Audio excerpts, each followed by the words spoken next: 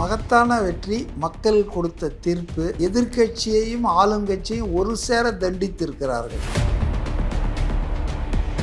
இப்போ ஒருவேளை அதிமுக திமுக வந்து அந்த இடத்துல தொங்கு சட்டசபையாக மாறுமோ அப்படின்ற ஒரு கேள்வி இருந்த இடத்துல இப்போ வந்து பிளேயரே வந்து டிவிக்கேயா மாறி இருக்குதுல்ல. இருதுருவ அரசியல் என்பதை இப்போ விஜயனுடைய அரசியல் நுழைவு வெற்றி என்பது முப்பரிமாணமாக மாற்றிடுச்சு. 10 வருஷம்லாம் தொடர்ந்து இருக்குது அதிமுக அதிகாரத்தில் 11 to 21. அது மாதிரி இருந்தவங்களுக்கு ஒரு முறை தோத்தது பரவாயில்ல, ஆனால் மறுபடியும் தோல்வி, 10 தோல்வி பழனிசாமி 11வது தோல்வி ஆயிடுச்சு என்பது ரொம்ப ஏடிஎம்கே வந்து டிமாரலைஸ் ஆகிறதுக்கு வாய்ப்புகள் அதிகம். ஏடிஎம்கே இருந்து தாவேக்காவுக்கு போகிறதுக்கான பாசிபிள்ஸ் இருக்கும் இல்லையா சார்? எப்போ பாஜகவோட அதிகாரத்துக்காக அலைன்ஸ் போடுறாங்களோ இப்போ அவங்கெல்லாம் வந்து தேவை காம்ப்ரமைஸ் தானே. மைனாரிட்டிக்கு எதிரான பாஜக நிலைப்பாடு செயல்பாடு, இப்போ அவங்களோட நம்ம பேசுறதுன்றது விஜயினுடைய கோட்பாடு கொள்கைகளுக்கு உகந்ததா இருக்காது. அதிமுக வந்து இப்போ 40-45 இருக்குது இல்லை, அதில் செங்கோட்டையன் ஒரு வேலை அதில் ஏதாவது பேசி அதில் ஒரு 1/3 44 பேர் இருக்காங்கன்னா 22 பேரையோ உங்களெல்லாம் மந்திரி ஆக்குறேன் வந்து சேருங்கயான்னா பிளவுன்னு வரும். எனக்கு என்னவோ Udhayanidhi is most unfit for even deputy CM. அவர் போய் அப்போசிஷன்னா டெப்டி சிஎம்மாக வேலை செய்கிறத விட 10 மடங்கு அதிகமாக வேலை செய்யணும்.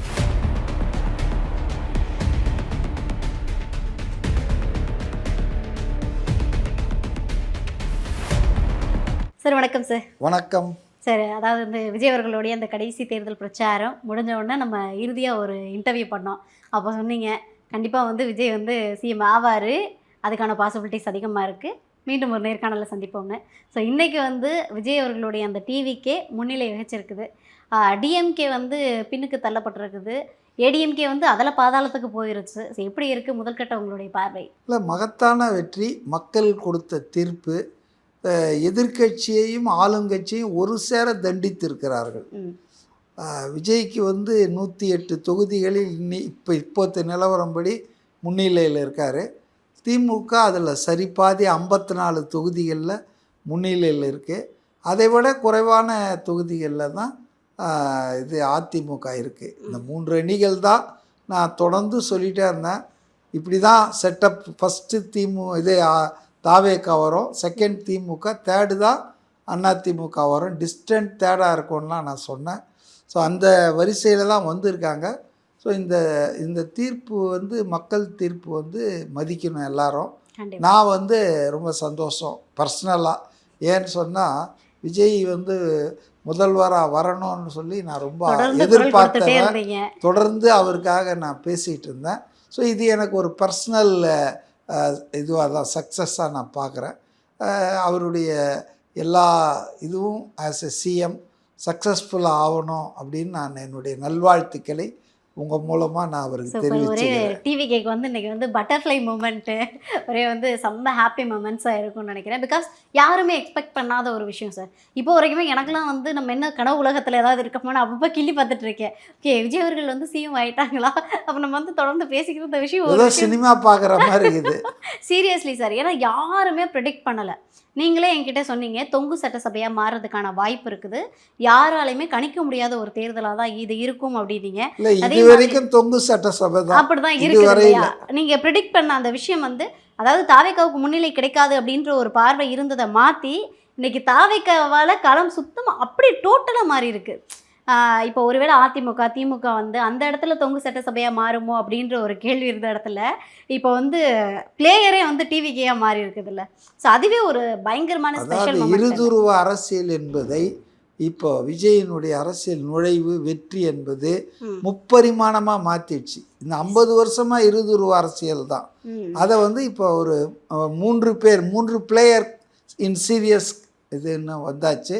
இது அடுத்த தேர்தலுக்கு அதிமுக வந்து தொடர்ந்து ஆட்டத்தில் இருக்குமா, அது பிளேயராக இருக்குமான்றது எனக்கு டவுட்டு தான். ஏன்னா தொடர்ந்து இன்னொரு 5 வருஷம் எதிர்கட்சியாக தான் இருக்கணும்னு நிலைமை இன்னைக்கு அதிமுகவுக்கு ஏற்பட்டதால அது இல்லையே சார். டிஎம்கேல எதிர்கட்சியாக வரப்போகுது. அதான் எதிர்கட்சியானா அங்கீகரிக்கப்பட்ட எதிர்கட்சி தலைவராக இல்லைனாலும் அதிமுக ஒரு எதிர்கட்சி எதிர்கட்சி தானே. இப்போ நாம் தமிழர் கட்சி வந்து ஒரு எதிர்க்கட்சி தானே, ம். ஆட்சியில் இல்லாத எல்லாரும். இப்போ திமுகவும் எதிர்க்கட்சி தான். ஆமா. ஸோ அதனால் தொடர்ந்து அதிகாரத்தில் இருந்து 30 வருஷம், இப்போ வந்து 10 வருஷம்லாம் தொடர்ந்து இருக்குது அதிமுக அதிகாரத்தில் 11 to 21. அது மாதிரி இருந்தவங்களுக்கு ஒரு முறை தோத்தது பரவாயில்ல, ஆனால் மறுபடியும் தோல்வி, 10 தோல்வி பழனிசாமி 11வது தோல்வி ஆயிடுச்சு என்பது ரொம்ப ஏடிஎம்கே வந்து டிமாரலைஸ் ஆகிறதுக்கு வாய்ப்புகள் அதிகம். அதனால் அதில் இருக்கிற ஆட்கள் தொடர்ந்து அதில் பயணிப்பாங்களா, இல்லை தாவேகாவுக்கு ஜம்ப் ஆவாங்களா, இல்லை பாஜகவுக்கு பாய்வாங்களா, இதெல்லாம் நிகழலாம். அடுத்த 5 வருஷம் நிச்சயமாக ஒரு சமாதானமான அமைதியான காலமாக எடப்பாடிக்கும் இருக்காது, அதிமுகவுக்கும் இருக்காது as a political party. Okay sir. இப்போ நமக்கு டிவிகேக்கு வந்து அறுதி பெரும்பான்மை இல்லை, 118 சீட்டு வேணும். அதில் வந்து 108 சீட் வரைக்கும் இப்போ வந்திருக்காங்க. இன்னும் 10 இடங்கள் வேணும். இன்கேஸ் வந்து இந்த 10 இடங்களுக்கு எப்படியும் கூட்டணி வைக்கணும். அப்படி இல்லைன்னா ஒரு சில எம்எல்ஏக்கள் வந்து தாவேக பக்கம் வரணும். இதில் எது நடக்கும்னு நினைக்கிறீங்க? ஏன்னா நீங்கள் இப்போ ரீசெண்டாக நியூஸ் பார்த்துருப்பீங்கன்னு நினைக்கிறேன். ராகுல் காந்தி கால் பண்ணி விஜய்க்கு வந்து வாழ்த்து தெரிவிச்சிருக்காங்க. மோடி கூட தான் வாழ்த்து தெரிவிச்சிருக்காங்க. ஆனால் வந்து அது ஒரு சம்பிரதாயம். ஆனால் ராகுல் தெரிவித்த பிரதமர் சீஃப் மினிஸ்டர் டிசிக்னேட்டுக்கு தெரிவிச்சிருக்கிறாரு. பட் ராகுல் தெரிவித்தது வந்து அந்த மாதிரி ஒரு இது கிடையாதுங்க, நட்பு ரீதியானது.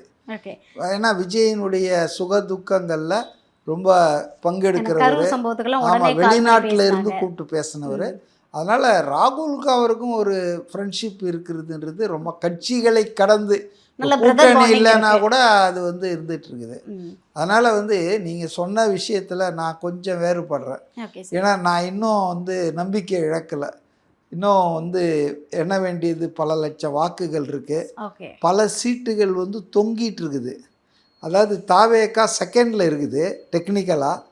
ஆனால் அதுக்கு முன்னால் இருக்கிற திமுகவோ அதிமுகவோ ரொம்ப பெரிய லீடிங்கில் இல்லை, ஒரு 50, 70, 90 இருக்கு. Any time it may reverse. அப்போ ரெண்டாவதாக இருக்கிற தாவேக்கா முதல் இடத்துக்கு வந்துடலாம். இப்போ இது மாதிரி ஒரு எனக்கு கேட்டால் ஒரு 2 dozen தொகுதி இருக்குதுன்றாங்க. அதில் ஒரு 10 தொகுதி மாறினா கூட இவங்களுக்கு கிளியர் மெஜாரிட்டி வந்துடும். அதனால் I am still optimistic, wait பண்ணுறேன். கடைசியாக அந்த ப்ராசஸ் முடிஞ்சு எலெக்ஷன் கமிஷன் டிக்ளேர் பண்ணோம்ல, கவுண்டிங் ப்ராசஸ் முடிஞ்சது, இந்த கட்சிகளுக்கு இவ்வளோ ஓட்டு இவ்வளோ பர்சன்டேஜ்னு, அப்போ தான் நான் வந்து இதுதான் ஃபைனல். அப்போ 118 ஒருவேளை தாவேக்கா அடையாத பட்சத்தில் தான் அதுக்கப்புறம் அடுத்தது என்ன பண்ணணுன்றதை நம்ம யோசிக்கணும்னு நான் நினைக்கிறேன். அப்படி அது ஒரு கற்பனையாக நம்ம அது அடையலை அப்படின்னு வச்சுட்டு பேசுவோம். அடைஞ்சிட்டா தான் அதை பற்றி பேச வேண்டிய அவசியம் இல்லையா. இன்னும் ஒரு 10 வந்துடுச்சுன்னா அடுத்த 1 or 2 hours then the problem normal, அவ்வளோதான். வரலை, யூகங்களுக்கு வேலையே இல்லை, வரலை அப்படின்னா அப்போ நிச்சயமாக ஒரு 10 பேரை வந்து தேர்வு செய்ய வேண்டிய அவசியம் இருக்குது, உதவிக்கு கூப்பிட வேண்டிய தேவை இருக்குது. ஆனால் அது இல்லாமல் கூட ஆட்சி பண்ணலாம். ஏன்னா லார்ஜஸ்ட் சிங்கிள் பார்ட்டியாக இன்றைக்கி டிவிக்கே வந்திருக்கு. எடுப்பில் ஆன் டெபு ஃபஸ்ட்டு டைம்லேயே மேட்ச்சில் இறங்கி இன்டர்நேஷ்னல் கிரிக்கெட் மேட்ச்சில் டபுள் செஞ்சுரி அடிப்பாங்க தெரியுமா சில பிளேயர்ஸு. அந்த மாதிரி விஜய் வந்து தான் போட்டியிட்ட முதல் தேர்தலிலேயே மகத்தான வெற்றியை 2 பேரை வீழ்த்தி, அதுவும் 2 பேரும் சாதாரண ஆளுங்க இல்லை, வெட்ரன்ஸ். இவர் 30 வருஷம் இந்த மாநிலத்தை ஆண்டு இருக்காரு, ஏடிஎம்கே ஒரு 28 வருஷம் கட்சியை வீழ்த்தி இருக்காருன்றது இது சாதாரண விஷயம் இல்லை. ஸோ என்னை பொறுத்த வரைக்கும் அந்த 10 பேர் தேவைன்னா அதை நம்ம எப்படி உதவியை மற்ற கட்சிகளிலிருந்து கேட்கறதுன்னு பார்க்கலாம். ஆனால் நான் ஒரு நிகழ்ச்சி 2006 ஆமாம் 2006 கலைஞர் அவர்களுக்கு திமுகவுக்கு 96 சீட்டு தான் கிடைச்சிது. ஆனால் அவர் 5 வருஷம் முதல்வராக இருந்தார். யாருன்னா அவர் கூட்டணி வச்ச அந்த பாமக அண்டு காங்கிரஸ்க்கு ஒரு 20-30 சீட்டு தலா இருந்ததுங்க.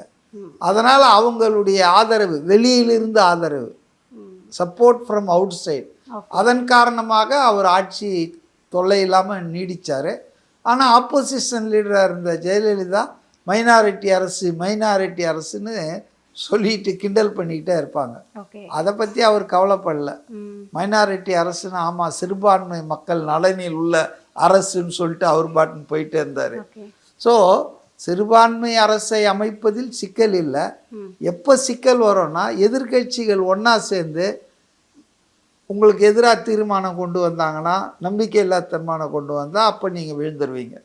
ஓகே. உங்களை ஆதரிக்கிறவங்க இருந்தால் அது இருக்கலாம். ம். ஸோ அதனால் வந்து உதவி கேட்டு பெறுவதில் ஒன்றும் பெரிய சங்கடம் இல்லை. போஸ்ட் போல் அலையன்ஸ் வரலாம். இப்போ அதுக்காக திருப்பி தேர்தல் நடத்த முடியுமான்னா, அதனால் வந்து அவர் என்ன செய்யலான்றது என்னுடைய இதுனா, Congress first choice, okay. Communist next choice, left parties 4 பேர் இருக்காங்கன்னு நினைக்கிறேன் இடதுசாரிகள். காங்கிரஸுக்கு ஒரு 5 என்னவோ இருக்குன்னு நினைக்கிறேன். ஆமாம் சார், 5 தொகுதி. 9. ம். விசிகேக்கு 1 2 இருந்ததுன்னா 2 ஒரு 10 தொகுதிகள் 11. முன்னிலை. ஆமா. இந்த லாட்டை அப்படியே அவர் வந்து உதவியை கேட்கலாம். விசிகா கம்யூனிஸ்டுகள் வந்துங்க மதச்சார்பற்ற கொள்கையில் உறுதியாக நிற்கிறவங்க. அதே போல் அவங்க வந்து மதவாதத்துக்கு எதிரானவர்கள், பாஜகவை எதிர்ப்பவர்கள். கண்டிப்பா. சொல்லப்போனால் திமுக கூட்டணியே இவ்வளோ காலம் கட்டமைத்து உறுதியாக நீடிச்சு இருந்ததுக்கு தமிழ்நாட்டில் மெயின் ஃபல்கரம் என்னென்னா ஆன்டி பிஜேபி. எஸ். பாஜகவின் வகுப்புவாதம், அதாவது மதவாதம், மைனாரிட்டிகளுக்கு எதிரான வாதத்தை எதிர்க்கிறவங்க, கடுமையாக அதை வந்து தடுக்கிறவங்க தான் இந்த ஏன்னா அவங்க கூட்டணிக்கு மதச்சார்பற்ற கூட்டணின்னு தானே பேர். ஆமாம் சார். அதனால் அதில் வந்து அவங்க வந்து எந்த காம்ப்ரமைஸும் பண்ணல. விஜயும் வந்து மதவாதத்தை எதிர்ப்பதில் உறுதியாக இருக்கிறவர். அதனால் வந்து அவருக்கு வெளியிலிருந்தோ அல்லது அவர் கூட்டணி ஆட்சி ரெடின்றார். அன்லைக் ஏடிஎம்கே அண்ட் டிஎம்கே அவர் வந்து நாங்கள் தனியாக தான் ஆட்சி பண்ணுவோம், கூட்டணி ஆட்சியே கிடையாது தமிழ்நாட்டிலலாம் சொல்லலை. அவர் ஆரம்பத்திலே சொல்லிட்டார், நமக்கு உதவுபவர் நம்மளோட வர்றவங்களுக்கு நம்ம வந்து உரிய மரியாதை கொடுப்போம், அதிகாரத்திலும் ஆட்சியிலும் பங்கு கொடுப்போம்னு சொல்லியிருக்காரு. So I think he will not go back now. அதுவும் இந்த மாதிரி சூழலில் அவர் கூப்பிட்டு மந்திரி தரலாம், பங்கு தரலாம், வாங்கன்னுவார். அப்போ இவங்களுக்கு என்ன கசக்குதா? காங்கிரஸ் அதிகாரத்தை இழந்து 50-60 வருஷம் ஆகிப்போச்சு. 67க்கு அப்புறம் அது எந்த அதிகாரத்தையும் மாநில அளவில் இல்லை. அதே போல் விசிகா அதிகாரத்தில் பங்குன்னு கோரிக்கை எழுப்புந்தே அதுதான் முதல்ல. ஆனால் இன்றைக்கி வந்து அதை பற்றி கவலையே படாமல் இருக்குது. இன்றைக்கி ஒருத்தர் கூப்பிட்டு கொடுக்குறேன்றாரு, அவங்களுக்கு என்ன கஷ்டமா? இடதுசாரிகளுக்கு சொல்லவே வேணாம். அவங்க பாவம் வாழ்க்கையில் கனவே கண்டு இருக்க மாட்டாங்க ஒரு அமைச்சர்களாகவும் அமைச்சரவையில் பங்கு கிடைக்கும்னு. ஸோ அதனால் அவங்களுக்கும் அது பெனிஃபிட், மியூச்சுவலி பெனிஃபிஷியல் ரிலேஷன்ஷிப். இப்போ உங்களுக்கு உதவுறவங்களுக்கும் அது பெனிஃபிட் இருக்கணும், உங்களுக்கும் அவங்களால பெனிஃபிட்டு. அப்போ அந்த 2 வே போத்வே வருது. கண்டிப்பா வந்து சேர்ந்து கூட்டணி அமைச்சு பண்ணலாம். அப்படி பண்ணாம தயங்கி நம்ம திமுக அணியில ஓட்டு வாங்கணுங்க, நம்ம வந்து திமுகவை வீழ்த்தின அந்த தாவேக்காக்கு ஆதரவு கொடுத்தா அது வந்து தர்மம் அல்ல, அது அறம் அல்ல அப்படின்னு சில பேர் தத்துவங்கள்லாம் பேசலாம். அரசியல்ல எது வேணாலும் நடக்கலாம் இல்லையா? நீங்க சொல்றீங்க நான் அந்த ஓட்டில் நான் எம்எல்ஏ ஆயிட்டு நான் வந்து இவங்களுக்கு ஆதரவு கொடுத்து இவங்க ஆட்சி தொடர விடக்கூடாது அப்படின்னு சில பேர் நியாயம் பேசலாம். அவங்கள பொறுத்த வரைக்கும் அது நியாயம்தான். ஆனால் ப்ராக்டிக்கல் கிடையாது, நடைமுறைக்கு சாத்தியம் இல்லை. அப்போ அப்படி இந்த ஆட்சி அமையலைன்னா அடுத்தது என்ன வரும்? எந்த கட்சியும் அமைக்கிற நிலையில் இல்லை. தாவேக்காவே அமைக்க முடியல அப்படின்னா வேற யார்? 10 குறைவாக இருக்கிறவங்களே அமைக்க முடியலன்னா உங்களுக்கெல்லாம் 40-50 குறைவாக இருக்குது. ஸோ அதனால் கொஞ்ச நாள் கழித்து கவர்னர் என்ன பண்ணுவார்னா, இங்கே வந்து மாற்று ஆட்சி அமைக்க முடியல, ஃபெயில்டு, அதனால் தேர்தல் முடிஞ்சு இவ்வளோ நாள் ஆயிடுச்சு, இருந்தாலும் இவங்களால் வந்து கான்ஸ்டியூஷன் படி ஒரு கவர்மெண்ட்டை இங்கே கான்ஸ்டியூட் பண்ண முடியல, ஆகவே கொஞ்ச நாளைக்குன்னா ஒரு 6 மாதத்துக்கு 1 வருஷத்துக்கு அசம்பிளியை சஸ்பெண்டட் அனிமேஷனில் வைங்கன்றுவாங்க. ஓகே, சென்ட்ரல் கவர்மெண்ட்டுக்கு எழுதிடுவாங்க. சென்ட்ரல் கவர்மெண்ட் உடனே ஓகே, அது வந்து கலைக்க மாட்டாங்க சட்டசபையை, அட்லீஸ்ட் 1 வருஷத்துக்காவது. நம்ம அதை வந்து தற்காலிகமாக அதன் செயல்பாட்டை நிறுத்தி வச்சுட்டு வேக்கமில் இருக்க முடியாது இல்லையா ஒரு கவர்மெண்ட்டு வெற்றிடத்தில். அப்போ என்ன பண்ணுவாங்கன்னா, ஸ்டேட் கவர்மெண்ட்டை சென்ட்ரல் கவர்மெண்ட் வந்து கவர்னர் மூலமாக அட்மினிஸ்டர் பண்ணும். அதுக்கு பேர் பிரசிடென்ட் ரூல்னுவாங்க, ஜனாதிபதி ஆட்சி. ஜனாதிபதியாக வந்து பண்ண போகிறாரு. ஜனாதிபதியினுடைய ரெப்ரசன்டேட்டிவான governor he will rule. Governor ரூல்னால் அது பிஜேபி ரூல் தானேங்க. கண்டிப்பாக கவர்னர் ரூல்னாலே governors are controlled by home ministry, Amit Shah தான். அப்போ அது டைரக்ட் பாஜக ஆட்சிக்கு சமானம் தான். அதான் பேக்டோர் வழியாக வந்துடுதுன்னு அர்த்தம். அப்போ அதுதான் நெக்ஸ்ட் கோர்ஸு. ஓகே. அப்போ பாஜக உள்ளே வந்துடும், பாஜக உள்ளே வந்துடும்னு சொல்லி கதறினவங்கெல்லாம் இன்றைக்கி அவங்களுடைய பொறுப்பில்லாத நடவடிக்கையால் பாஜக உள்ளே வர வழி பண்ணுறாங்கன்றது அவங்களுக்கு சொல்லணும் எடுத்து. ஓகே. அப்போ அவங்க மே ரீதிங்க். அதர்வைஸ் என்ன நியாயம் பேசுவாங்கன்னா, நாங்கள் திமுக ஆதரவு ஓட்டில் வந்தோம், தாவேக்கா எதிர்ப்பு ஓட்டில் ஜெயித்தோம், நாங்கள் எப்படி தாவேக்காவோட சேர்றது, இது தப்பு இல்லையா, அறம் இல்லையான்னு பேசிகிட்டு இருப்பாங்க. பட் ஏடிஎம்கேல இருந்து தாவேக்காவுக்கு போகிறதுக்கான பாசிபிள்ஸ் இருக்கும் இல்லையா சார்? இல்லை அது வந்து ஏடிஎம்கேயில் இருக்கிற யாரையுமே எடுக்கிறது தப்புன்னு நினைக்கிறேன். அதாவது சில நபர்கள் வர்றதுன்றது வேற. ஓகே. அந்த பார்ட்டியெல்லாம் கம்யூனலிஸ்டோட காம்ப்ரமைஸ் பண்ணிக்கிட்டாங்க. எப்போ பாஜகவோட அதிகாரத்துக்காக அலைன்ஸ் போடுறாங்களோ இப்போ அவங்கெல்லாம் வந்து தேவை காம்ப்ரமைஸ் தானே. மைனாரிட்டிக்கு எதிரான பாஜக நிலைப்பாடு, செயல்பாடு, காமன் சிவில் கோடுன்னு எடுத்துன்னு வராங்க, எல்லாத்தையும் ஆதரிக்கிறாங்கல்ல இவங்க, வேறு வழி இல்லைன்னு. அப்போ அவங்களோட நம்ம பேசுகிறதுன்றது விஜயினுடைய கோட்பாடு கொள்கைகளுக்கு உகந்ததாக இருக்காது. அதிகாரத்துக்காக என்ன வேணால் செய்ய முடியாது இல்லை, நம்பர் 1. நம்பர் 2 என்னென்னா, இந்த அதிமுக வந்து இப்போ 40-45 இருக்குது இல்லை, அதில் செங்கோட்டையன் ஒரு வேலை அதில் ஏதாவது பேசி அதில் ஒரு 1/3 ஒரு 44 பேர் இருக்காங்கன்னா 22 பேரையோ உங்களெல்லாம் மந்திரி ஆக்கிறேன் வந்து சேருங்கயான்னா பிளவுன்னு வரும். கட்சி வந்து தாவுவர் தான் கட்சி தாவல் தடை பண்ணுது. கட்சி பிளவுபட்டுச்சுன்னு வச்சிங்களேன், it will be considered as a split. ADMK split ஆயிடுச்சு அப்படின்லாம். அப்போ கரும்பு தின்ன கூலியான்னு ஏடிஎம்கேல இருக்கிற கொஞ்சம் பேர் வந்தாங்கன்னா மோர் தென் சஃபிஷியன்ட். அந்த 20 பேரை வச்சு ஆட்சியை ஓட்டிடலாம் 5 வருஷத்துக்கு. அவங்கள தாவைக்கால மெர்ஜி பண்ணலாம், இல்லை அவங்க ஒரு செப்பரேட் பிளாக்காக ஏடிஎம்கே டெமோக்ராட்டிக் இல்லை ஏடிஎம்கே ரெவல்யூஷனரி ஏதாவது ஒரு பேரை வச்சுக்கிட்டு பாதியோ 1/3 வந்தால் வந்து கட்சி தாவல் தடை சட்டம் அதை வந்து கட்சி தாவம். ஒரு ஆள் போனால் கட்சி தாவும், ஆனால் நீங்கள் கூட்டமாக போனால் பிரச்சனை இல்லை. அதுதான் இந்த இதில் வீக்னஸ் இந்த கட்சி தாவல் தடை சட்டத்தில். அதனால் அது ஒரு அதெல்லாம் என்னை கேட்டால் இம்மாரல், அன்எத்திக்கல்.